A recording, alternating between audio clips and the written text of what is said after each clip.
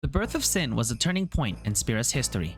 This marked the changing of an era where the world was more technologically advanced and everyday life was more modern to a more backward spiral, where suddenly Spira was more nomadic apart from a few major cities still intact, although perhaps not as large as they once were. Due to Sin's overwhelming power and chaos that had ensued in Spira, there are those who use this to send a message to the people and get them to follow suit. This led to the creation of the Yevan Religion, a cult-like society that centers around Sin and its creator, Yevon. Using the mask of making people believe that Sin will disappear one day if they repent for their sins, there are those who used his grasp over the people to move their own ambitions forward. The society endured for 1,000 years due to the existence of Sin, and there have been those who have held its highest title, the Grand Maester. It is likely that there have been a number of Grand Maesters throughout Spira's history, likely being those who are knowledgeable of the Yevan religion and or who have worked their way up the ranks to eventually reaching the highest position. This position is likely reserved for someone who has devoted their life into Yevan's teachings and have allowed it to mold their being that they live their life through these teachings and no other. The current Grand Maester of Spira in the event of Final Fantasy X is an example of these qualities and is why he is the Grand Maester for a majority of his life. So sit back, relax, and enjoy as I tell the tale of Maester Mika. Maester Yo Mika was born sometime before the events of Final Fantasy X.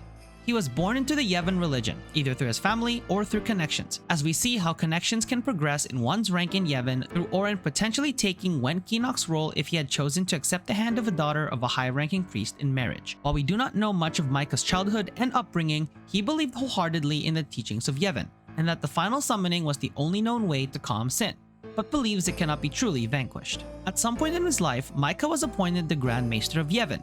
He was known for his knowledge, wisdom, and his ability to draw a crowd of people because of it, making him an effective Grand Maester. Due to him living the majority of his life as a Yevan follower, he was devoted to Yevan and its teachings. But because of this, he was also aware of the inner workings and secrets of Yevan. Since Micah was Yevan's ruler, it also kept its secrets while maintaining the faith of the people of Spira. The majority of Micah's tenure was rather uneventful, with us knowing little about his early reign as the Grand Maester. It is likely that Spira remained as it was, with Sin looming in the distance causing destruction here and there, and the people of Spira maintaining the faith of Yevan with the influence of the church. One of Micah's contributions to the religion was the inclusion of the Ronso and the Guado into Yevan by appointing maesters of their origin in something that is called the Sub-Races Appeasement Policy, with Maester Kelk, Jiskel, and Seymour being the three known maesters not of entirely human origin. We first see Maester Mika in Luca, where he is being accompanied by Seymour during the starting ceremonies of the Blitzball tournament, where he says a few words to the participating teams and introduces the tournament. We also know that by this time, he is celebrating his 50th year as Maester, to which Tidus wonders why he isn't retired, receiving a strong response from Wakka. Later in the game, when Yuna is branded a traitor and is sent to the Yevan court for trial, Micah reveals his nature as an unsent after Yuna pleads for him to send Seymour, and that he remained in Spira due to the belief that his knowledge was invaluable to its inhabitants. He also revealed his willingness to turn a blind eye to actions that would be otherwise against Yevan's teachings if it meant the social hierarchy and the status quo remained, such as when Micah being an unsent and Seymour killing his own father. The Maester is once again confronted by the party after they defeat Yunalesca and stop the ritual of the final summoning.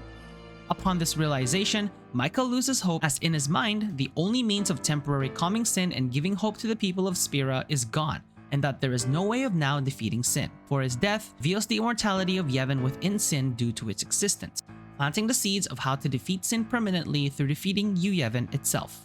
And that ends the story of the Grand Maester Yo Mika. While it is easy for us to see his true colors as a coward at the later events of the story, it would be difficult for someone of Micah's stature to see the world differently after living his entire life only knowing Spira through the teachings of Yevan, which almost makes me see him more of a tragic character as opposed to a direct antagonist. It truly is a sad tale once you see his life through and through to the end. A character who remained in Spira after his death to make sure the teachings of Yevan were upheld and the people remained hopeful, to feeling despair and hopelessness after discovering the departure of Yunalesca, and with it, his only known means of temporarily defeating Sin. What did you all think of Maester Mika? Did you like his character design and personality?